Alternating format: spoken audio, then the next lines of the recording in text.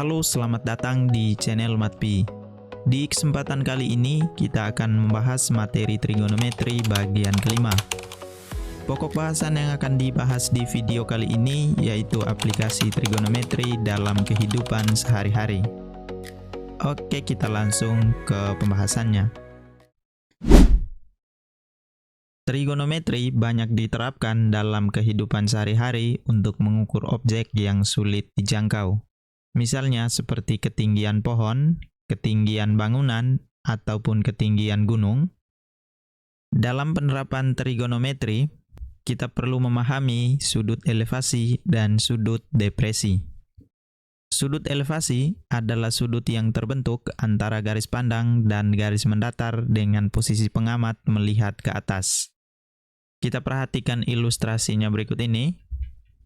Kalau misalnya ada seseorang sedang mengamati tiang bendera di hadapannya, pengamat melihat ke ujung tiang bendera disebut dengan garis pandang. Kemudian kita tarik garis mendatar dari mata pengamat menuju ke tiang bendera di depannya, maka garis ini disebut dengan garis mendatar. Maka terbentuk sudut alfa, yaitu sudut yang berada di antara garis pandang dan garis mendatar. Nah, sudut alfa ini disebut dengan sudut elevasi. Lalu yang berikut ada sudut depresi. Sudut depresi yaitu sudut yang terbentuk antara garis pandang dan garis mendatar dengan posisi pengamat melihat ke bawah. Kita perhatikan ilustrasinya berikut ini. Kalau misalnya ada seseorang sedang mengamati benda di depannya, yaitu bola, garis pandangnya adalah garis yang ini, dan yang ini garis mendatar, maka sudut yang terbentuk, yaitu sudut alfa, dinamakan dengan sudut depresi. Nah, kalau kita perhatikan secara sederhana, perbedaan dari sudut elevasi dan sudut depresi, yaitu sudut elevasi, posisi pengamat melihat benda yang ada di atasnya atau objek yang diamat lebih tinggi daripada pengamat, sedangkan sudut depresi, yaitu objek yang diamati lebih rendah daripada pengamat. Nah, agar kita lebih memahami dalam penerapan aplikasi trigonometri dalam kehidupan sehari-hari, kita kerjakan beberapa contoh berikut. Contoh soal yang pertama, perhatikan gambar berikut. Sebuah tangga disandarkan pada tembok sehingga jarak ujung tangga yang menyentuh tanah ke tembok yaitu 4 meter. Sudut yang terbentuk antara ujung tangga yang menyentuh lantai yaitu 60 derajat, maka tentukan panjang tangga tersebut. Kita punya gambarnya seperti ini. Gambar ini, kalau kita ilustrasikan sebuah segitiga siku-siku, maka gambarnya seperti ini.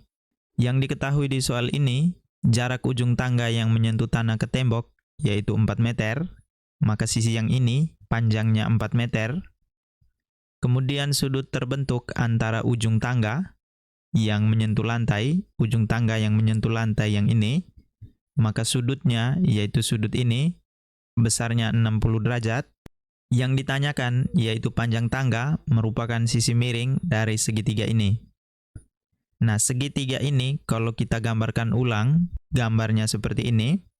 Sudut 60 derajatnya berada di sini. Sisi di depan sudut 60 derajat, kita beri nama dengan sisi A.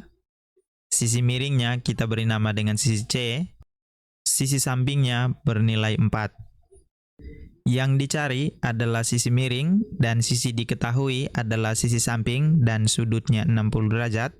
Perbandingan sisi samping dan sisi miring pada trigonometri merupakan perbandingan dari cos alfa. Dengan sudut alfanya yaitu 60 derajat, maka alfanya kita ganti dengan 60 derajat. Cos 60 derajat sama dengan sisi samping, sampingnya adalah 4, dan sisi miringnya kita misalkan dengan C. Cos 60 derajat nilainya setengah, sama dengan 4 per C. Kemudian kita kali silang, C dikalikan dengan 1, nilainya C, 2 dikalikan dengan 4, sama dengan 8. Maka panjang sisi C-nya, yaitu 8 meter. Yang mana panjang sisi C ini merupakan panjang tangga, maka panjang tangga ini yaitu 8 meter. Nomor 2, perhatikan gambar berikut. Rian berdiri dengan jarak 4 akar 3 meter dari sebuah pohon. Sudut elevasi yang terbentuk dari mata Rian terhadap garis horizontal pada saat pengamatan yaitu 30 derajat. Tentukan tinggi pohon tersebut jika tinggi Rian sampai matanya yaitu 160 cm. Kalau kita perhatikan ilustrasi gambar ini, segitiga siku-siku yang terbentuk adalah seperti ini. Jarak pohon dengan Rian yaitu 4/3 meter, maka panjang yang ini yaitu 4/3. Kemudian sudut elevasinya yaitu 30 derajat. Yang ditanyakan yaitu jarak dari ujung pohon sampai dengan garis horizontal. Kemudian dari horizontal sampai ke ujung tanah, nilainya sudah didapatkan yaitu tinggi dari Rian 1,6 meter. Maka yang perlu kita cari di sini yaitu jarak dari atas ujung pohon sampai ke garis horizontal. Kita menggunakan perbandingan trigonometri. Segitiga ini kita gambarkan kembali di sini. Sudut yang ini besarnya 30 derajat. Sisi di depan sudut 30 derajat kita misalkan dengan sisi A. Sisi miringnya dengan sisi C. Sisi di samping sudut 30 derajat sudah diketahui nilainya yaitu 4/3. Yang ditanyakan adalah sisi A. Untuk mencari sisi A, kita gunakan perbandingan trigonometri. Sisi A ini adalah sisi depan, maka sisi depan kalau kita bagi dengan sisi samping merupakan perbandingan trigonometri dari tangen alfa. Dengan alfa atau besar sudutnya 30 derajat, maka tan 30 derajat sama dengan sisi depan. Sisi depannya adalah A dan sisi sampingnya yaitu 4/3. A sama dengan tan 30 derajat dikalikan dengan 4/3.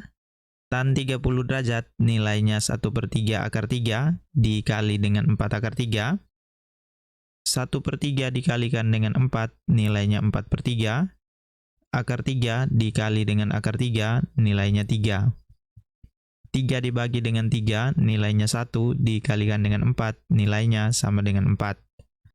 Nilai A sama dengan 4 merupakan jarak dari ujung pohon sampai ke garis horizontal. Sedangkan dari garis horizontal ke tanah, jaraknya adalah tinggi dari Rian. Tingginya adalah 1,6. Nah, untuk mencari tinggi pohon, kita tinggal menjumlahkan 4 ditambah dengan 1,6, nilainya sama dengan 5,6 meter. Contoh yang ketiga, penjaga mercusuar bertugas untuk mengamati kondisi dan situasi di laut. Penjaga mengamati laut menggunakan teropong.